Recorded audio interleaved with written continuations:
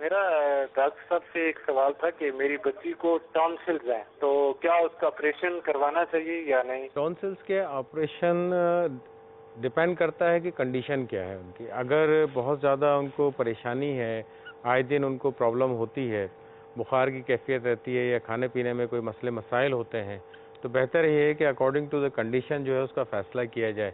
लेकिन अगर कोई मसला नहीं होता है, कोई प्रॉब्लम नहीं है और उसको परहेज़ कराया जाए, तो उसमें काफ़ी हद तक बेहतरी आ सकती है। इसको पोस्टपोन किया जा अच्छा सकता डॉक्टर है साहब, टॉन्सिल्स को। टॉन्सिल्स अगर जिन अमूमन ये बचपन में ही बच्चों को टॉन्सिल्स की प्रॉब्लम हो जाती है, तो कोई ऐसी अलामतें होंगी जो पहले से अगर नज़र फोकस कर लिए जाए कि ये इन अलामतों हैं जो नज़र करवाती हैं कि ये टॉन्सिल की खराबी की तरफ जा रहा है? देखिए, टॉन्सिल्स जब होते हैं तो सबसे पहले तो गले में दर्द की शिकायत होती है सही। और बुखार की कैफियत आ जाती है, खाना पीना बच्चों का अमूमी तौर पे कम हो जाता है। तो उसमें ये है कि अगर ऐसी चीज़ों से परहेज़ किया जाए, बच्चों में इसलिए ज़्यादा होता है कि वो बदपरहेज़ी का एलिमेंट बहुत ज़्यादा होता है उनमें। सही। खुराक जिस किस्म की बच्चे लेते हैं या चीज़ें वगैरह जिस किस्म की खा रहे होते हैं, तो उससे गला ख़राब होने का अंदेशा बहुत ज़्यादा हो अच्छा, जैसे जाता है। बाजार के जो जो चिप्स वगैरह होते हैं, जूसेस वगैरह होते हैं, केचप वगैरह होते हैं, जी, जी। इनकी कोई ऐसी चीज़ें हैं जो बच्चों को गले को मुतासर करती हैं? देखिए, बाज़ार के जितने भी आइटम होते हैं वो डेफ़िनेटली गले पे असर तो करते हैं। सही। तो उनमें जो, क्योंकि बच्चों का बेसिकली छोटे से नाज़ुक से तो होते हैं वो, ओके। और उनकी जो अंदरूनी सिस्टम होता है वो भी उन्हीं की हिसाब से हसासियत का हसास होता है काफ़ी ज़्यादा। सही। अब उसके अंदर अगर आप कोई हैवी चीज़ ले लेते हैं जो उनकी स्किन या अंदरूनी जो कैफ़ियत है उसके मुताबिक नहीं होती है, तो डेफ़िनेटली उसमें जो है इन्फेक्शन की कंडीशन आ जाती है या फिर सोजिश जिसको हम इन्फ्लेमेशन वगैरह कहते हैं, सही। उसकी कैफियत आ जाती है जिसकी वजह से गले की शिकायत होना शुरू हो जाती है। अच्छा, अमूमन डॉक्टर साहब देखा है ये खट्टी चीज़ें जो है ना ज़्यादातर ये गले पे मुतासर कर देती हैं और इसी की वजह से ये बच्चे फिर प्रॉब्लम आ जाता है। कोई ऐसा फिजिकल साइन है जैसे बच्चों का मुंह खुलवा के हम टॉर्च लगा के एहतियातन चेक भी कर लें कि गले के पीछे रेडनेस हो रही है, सोजिश नज़र आ सकती है?